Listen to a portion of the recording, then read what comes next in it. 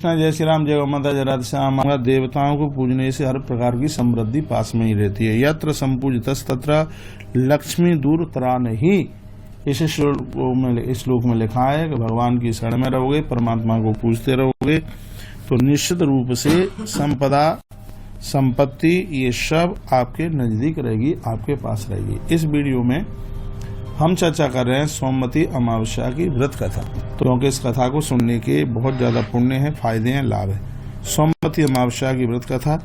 किसी गरीब घर में ब्राह्मण का घर था। उस परिवार में पति और पत्नी के अलावा उनकी एक बेटी थी। बहुत सात्विक वह परिवार था और उनकी वह बेटी संपूर्ण गुणों से वो संपन्न थी। धीमे धीमे वो बड़ी होती रही और विवाह के लायक हो रही थी। लड़की के बिटिया के पास संस्कार और बहुत गुण थे। कमी यह थी कि गरीब घर में जन्म हुआ था। बिटिया विवाह के लायक हो रही थी तो एक दिन की बात थी, उस दरवाजे पर एक ब्राह्मण साधु आया। वह उस कन्या के सेवा भाव से काफी प्रसन्न हुआ और उसने लंबी आयु का, उसको सुहाग लंबी आयु का मिले, उसने यह आशीर्वाद भी दिया। साधु ने कहा कि इस कन्या की हथेली में विवाह योग्य रेखा ही नहीं है। तब ब्राह्मण परिवार ने कहा उस साधु से कि कन्या ऐसा क्या करे कि उसके हाथ में विवाह योग्य वो रेखा बन जाए। तब उस महात्मा ने अपनी अंतर्दृष्टि के द्वारा, ध्यान योग के द्वारा ये बताया, कुछ दूरी पर एक गांव में सोना नाम की कपड़े धोने वाली स्त्री रहती है। उस महिला ने वो महिला अपने बेटे और बहू के साथ रहती है, जो बहुत ही आचार और विचार वाली है और बहुत संस्कार संपन्न तथा पतिपरायण है वो नारी। तो वह कन्या यदि उसकी सेवा करे तो वह महिला इसकी शादी में अपने मांग का सिंदूर लगा दे तो उसके बाद इस कन्या का विवाह हो तो इस कन्या का वैधव्य मिट जाएगा। ये बात उस महात्मा ने कही। साधु ने यह भी बताया कि वह महिला कहीं आती जाती नहीं है। यह बात सुनकर ब्राह्मणी ने अपनी बेटी से उस कपड़े धोने वाली स्त्री की सेवा करने की बात कही। अगले दिन कन्या प्रातः काली उठकर वह सोना कपड़े धोने वाली के घर जाकर के पहुंची और साफ सफाई करके अपने घर आ जाती थी।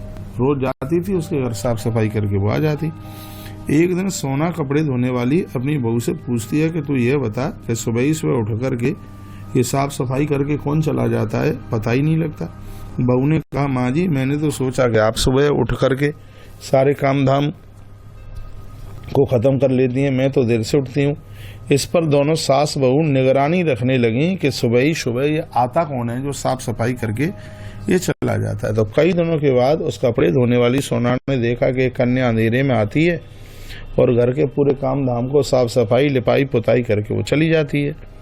तो जब वह जाने लगी तो सोना उसके पैरों पर गिर पड़ी और पूछने लगी कि तू कौन है, इस तरह छिप करके मेरे घर के चाकरी तू क्यों करती है, आके यहाँ सेवा क्यों करती। तब कन्या ने उस ब्राह्मण साधु के द्वारा कही गई सारी बातें सोना को बता दी।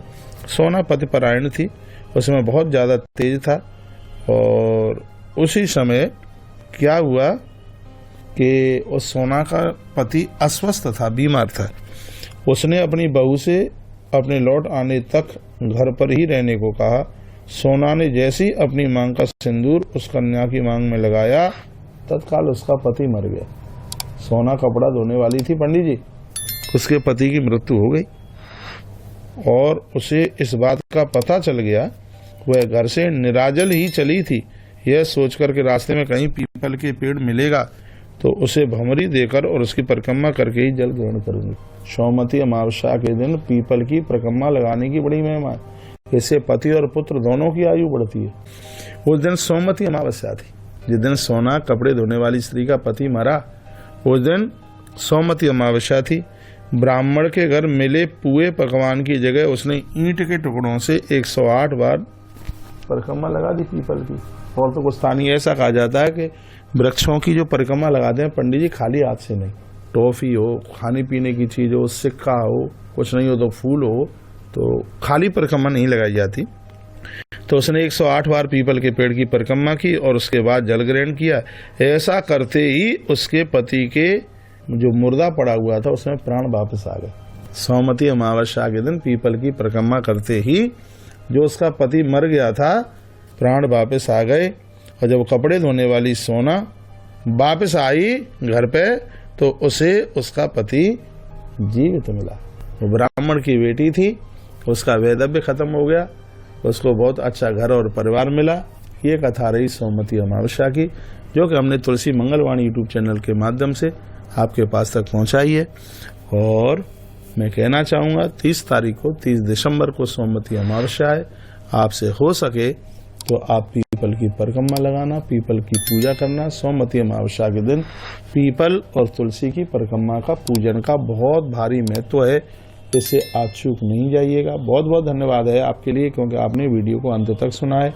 जो लोग इस कथा को सुनेंगे, सोमवती अमावस्या की इस कथा को सुनेंगे, उनके पति और पुत्र दोनों की आयु बढ़ेगी, घर का पितृ दोष समाप्त होगा। इतनी बड़ी महिमा है। और जो इस कथा को सुनेंगे उनकी बाउंड्री के अंदर, घर के अंदर पीपल पैदा नहीं होगा, क्योंकि घर में पीपल का उगना ठीक नहीं माना जाता। यदि उग भी आया है तो उसको निकाल करके कहीं देवालयों के आसपास लगा दो, ऐसा हमारे ग्रंथ कहते हैं।